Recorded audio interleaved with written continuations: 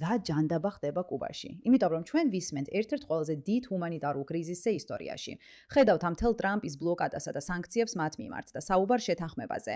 მაგრამ რაც ჩვენ ვერ ვიგებთ, არის ის, რაც რეალურად ხდება. ეხლა ჟურნალისტი ნიკ შირლი, ის ვინც გამოავლინა სომალიური საფრთხე მინესოტაში, ან ერთ-ერთი იმ ადამიანთაგანი, ვინც მთლიანად გამოავლინა სომალიური საფრთხე და თაღლითობა.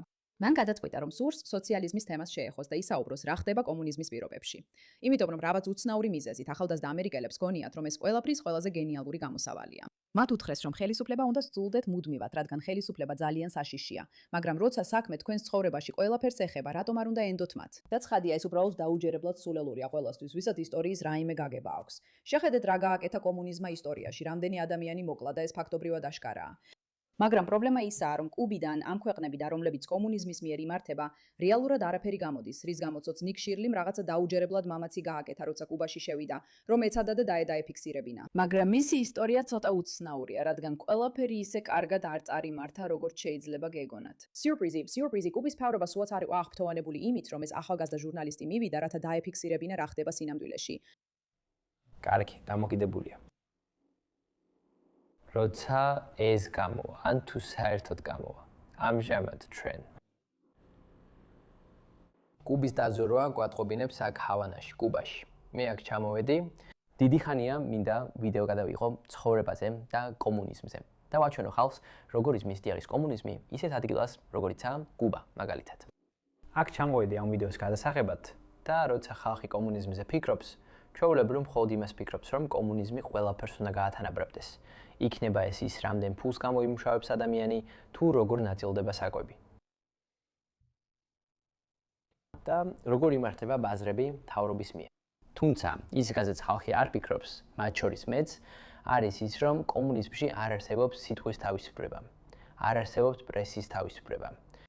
და ამიტომ ისინი ცდილობენ, რომ ყველაფერი, რაც ქვეყნდება, ან ვრცელდება მათ ქვეყანაზე, იყოს გაფილტრული ან ცენზურირებული. ასე რომ აქ კუბაში, როგორც კი კუბაში ჩამოვედი, ავაკეთე ყველაფერი, რაც საჭირო იყო კუბაში შესასვლელად, ყველა საჭირო დოკუმენტი, რაც კუბაში შესასვლელად არის საჭირო. ამჟამად აქ კუბაში დიდი პრობლემა არსებობს. ყველაზე დიდი ჰუმანიტარული კრიზისი, რაც მათ შეიძლება ბოლო 50 წლის განმავლობაში ჰქონდეთ. და აქ არ არის ნავთობი ან გაზი ბლოკადის გამო, მას შემდეგ რაც ტრამპმა და შეერთებულმა შტატებმა აიღეს კონტროლი და დააკავეს მადურო. გახსოვთ, როცა მან მადურო დააკავა და მთელი მსოფლიო შეშფოთდა. ისე უბრალოდ შეგახსენებ, რომ ამჟამად ხალხი ნამდვილად დაობს ამ საკითხზე. გამოაცხადებს თუ არა ტრამპის სავაჭრო შეთანხმებას კუბასთან. გადაწყდება ეს საკითხი, როგორ გადაწყდება, როგორი იქნება ეს ყველაფერი. კუბა მართლაც პრობლემურია ბევრი მიზეზის გამო, რაც ბევრს არ ესმის. და ამის შესახებ შეგიძლიათ კითხოთ გროგს.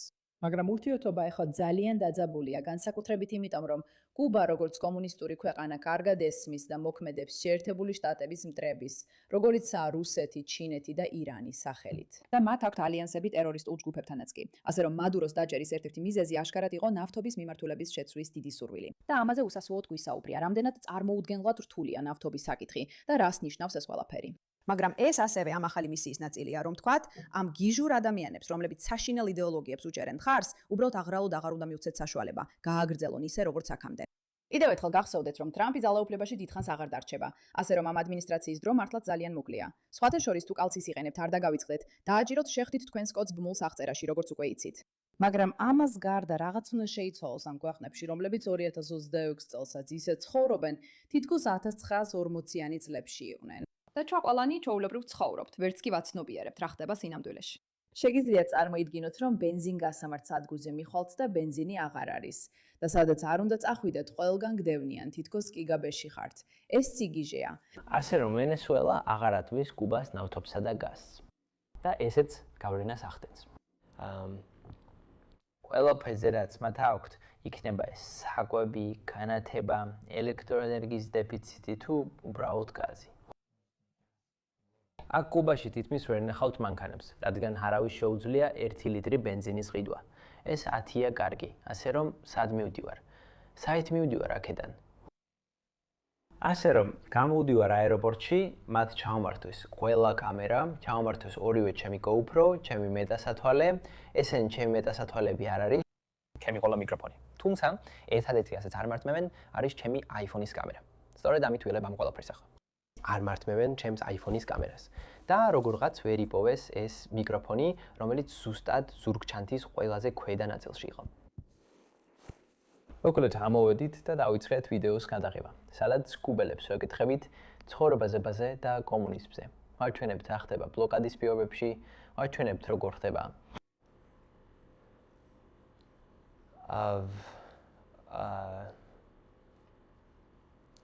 კუბაში. ის ძალიან შეშინებული ჩანს. კიდევ ვინმე ამჩნევს რამეს?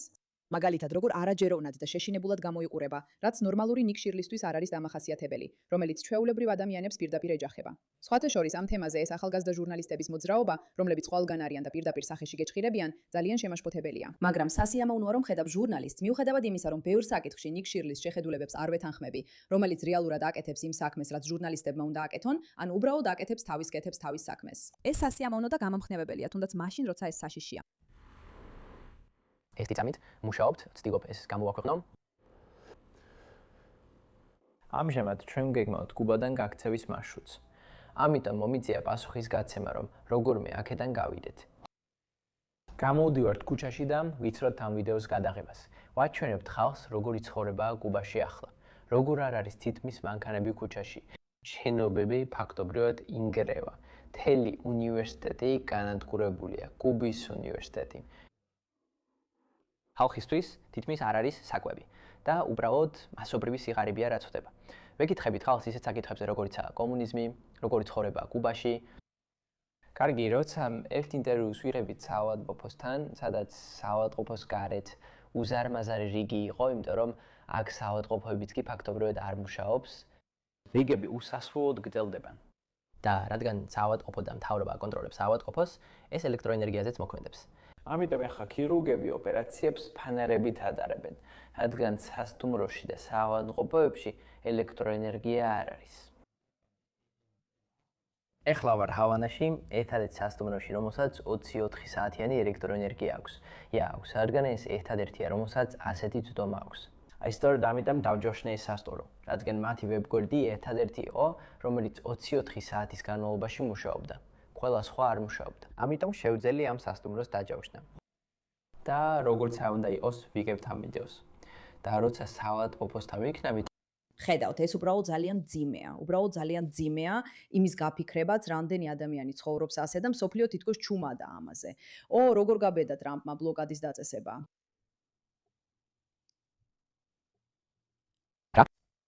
სამოქალაქო ტანსაცმელში ჩაცმული პოლიციელი მოგიახოვდა და ჩემმა დაცვამ, რომლებიც ჩემთან ერთად არიან, შეამჩნიეს ის და უცებ კიდევ ერთი გამოჩნდა. მე სხვა ტაქსის ჩავჯექით, ადილი დავტოვეთ და გვეგონა რომ ყველაფერი რიგზე იყო. არაფერი გვითხრეს და წავედით.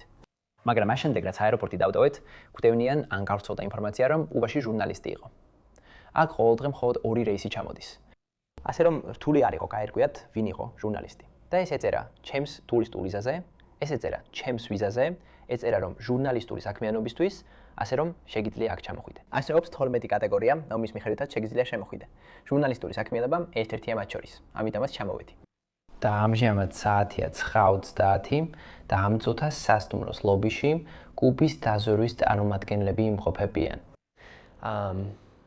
ისინი ცდილობენ შეგვაკავონ და შესაძლოა დაგვაპატიმრონ, ან ისე მოიქცნენ, რომ კუბიდან ვერ გავიდეთ. ამიტომ ეხლა ვამზადებთ გეგმას, რომ კუბიდან გავიქცეთ. ჩვენი თავდაპირველი ფრენა შაბათს არის დაგეგმილი. ეხლა ხუთშაბათია. ასე რომ ხვალდილით ვაპირებთ გამგზავრებას თუ აეროპორტში მისვლას შევძლებთ. ამჟამად დაახლოებით 1 მილი და 9 გვაშორებს აშშ-ში საელჩეს, რაც შეიძლება ჩვენი გამოსავალი იყოს ამ სიტუაციიდან, თუ საელჩოში წავალთ. თუმცა ეს არ უშლის ხელს კუბელებს, რომ გზაში შეგვაჩერონ, სანამ საელჩემდე მივალთ. დაახლოებით 1 მილი და 9-ია დარჩენილი, ასე რომ აუცილებლად უნდა მივახდიოთ საელჩემდე. და ამ წუთას ჩვენი სასტუმროს ქვედა სართულზე 3 კუბელი, ფაქტობრივად კუბელი ჯაშუში იმყოფება. და უნდა მოვიფიქროთ, როგორ გავიქცეთ.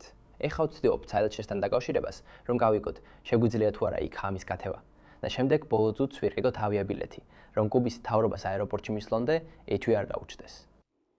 ეს ხუმრობა არ არის. როცა კომუნიზმზე ვსაუბრობთ და მის გავლენაზე ვსაუბრობთ, ხშირად არ ვაქცევთ ყურადღებას სიტყვის თავისუფლებასა და პრესის თავისუფლებას.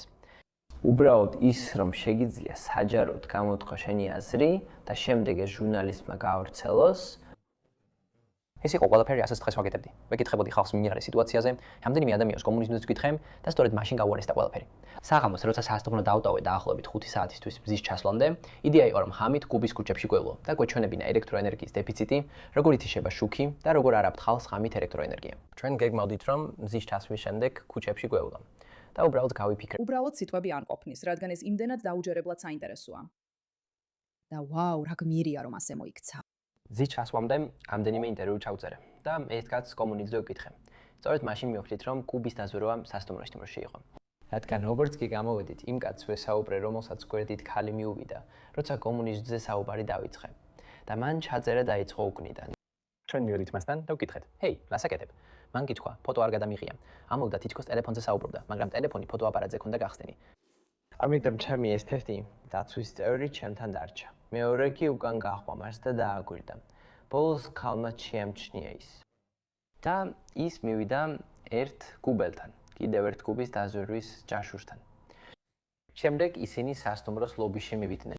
და მანამდე როცა დღეს ლანჩს ჭამდით, მას შემდეგ რაც გავედით აეროპორტში, საბაჟოზე, მას შემდეგ რაც მათ ჩაუმართვეს ყველა ჩემი ნივთი, ჩემი GoPro კამერები, მეტასათვალეები და ყველა მიკროფონი, სასტუმროში კიდევ ერთი კაცი იყო და ის სრულიად მარტო იყო. და შემდეგ საღამოს ის ორი კუბელი ჯაშუშის გვერდით იდგა ლობიში. ამიტომ ეხლა ვცდილობთ ჩვენი გაქცევის მარშრუტი დავგეგმოთ. რამდენიმე ვარიანტი გვაქვს. თავარი ისაა რომ აქედან გავიდეთ და შემდეგ ტაქსი შევიცვალოთ და სხვა ტაქსიში გადავჭდეთ. ბიჭებო, შეგიძლიათ წარმოიდგინოთ, რომ ამ ყველაფერს ეხლა იღებს. მოდი ვთქვათ, რომ ის მართლაც დაიჭირეს. პირველი რასაც წაართმევენ მისი ტელეფონია და ეს ვიდეო სწორედ იმ ტელეფონში იქნება. ეს შეიძლება მისთვის საბედისწერო აღმოჩნდეს. ეს ვიდეო მიუხედავად იმისა, რომ განსაკუთრებულად შოკის მომგვრელი არ არის, შეიძლება სამუდამოდ ჩასვეს ციხეში. ვაუ, ეს დიდი სიმამაცეა. სხვა ტაქსიში გადავჯექით, რომ დავძუნდეთ, არავინ მოყვება. შემდეგ მივდივართ ცელტროში და იქიდან ჩვენი ფრენით დაახლოებით დილის 7 საათზე აეროპორტში მივდივართ დილის 8 საათზე. ჩვენს რეისზე ავალთ 8:30-ზე და შემდეგ გავალთ კუბადან. სხვა ვარიანტია, დავჭეთ აქ ჩვენ სასტუმროში და ვიმედოვნოთ, რომ ისინი არ მოვლენ და არ აგვიყვანენ შუა ღამით. ერთადერთი პრობლემა ისაა, რომ ხვალ 1 მაისია და ეს აქ დაახლოებით მათი მე-4 ივლისივითაა. ჩვენ ახლა სასტუმროს გარეთ ვართ, სადაც ვრჩებით. მათ დიდი მასში ექნებათ კომუნიზმისთვის, მოქმედი პრეზიდენტისთვის და ეს მათი მე-4 ივლისის აღლუმებითაა, რომელიც პირდაპირ ჩვენი სასტუმროსთან გაიმართება. წინასწარ არ ვიცოდით, რომ ეს ხდებოდა, სანამ სასტუმროში არ მივედით და გითხრეს, რომ ეს ყოველ წელს ხდება. ეს მათი ყველაზე დიდი მასშია, რომელსაც ყოველ წელს ატარებენ და ის კომუნიზმისთვისაა. თქვენ ვერ გამოხატავთ პროტესტს კომუნიზმის წინააღმდეგ, როცა კომუნისტურ ქვეყანაში ცხოვრობთ. ბოლოს ეს 2021 წელს მოხდა აქ, კუბაში, ბევრი ადამიანი დააგავეს და ეს კარგი არ იყო. ხოლო სხვა შემთხვევები, როგორც მახსოვს, 1960-იან წლებში იყო. ასე რომ კომუნიზმი არ აძლევს საშუალებას სიმართლე ითქვას. ფაქტობრივად ის ცენზურას უწესებს იმას, რასაც ადამიანები აკეთებენ და ამ წუთას ისინი პირდაპირ ცდილობენ გამიტაცონ და დამაკავონ მე და ჩემს ორდაცვას, რომლებიც აქ არიან ჩემთან ერთად, რომ კუბიდან არ გაგუშვან. და ჩვენ ყველაფერს ვაკეთებთ, რომ როგორმე რამე მოახერხოთ ამ ვიდეო მასალასთან დაკავშირებით. ასე რომ თუ ეს ვიდეო მართლაც გავრცელდება მსოფლიოში, ან გამიტაცეს, ან უსაფრთხოდ ვარ. თუ მარტის შემდეგაა, თუ 1 მაისის შემდეგაა, მე არ ვარ გადაცებული. მაგრამ თუ ვიდეო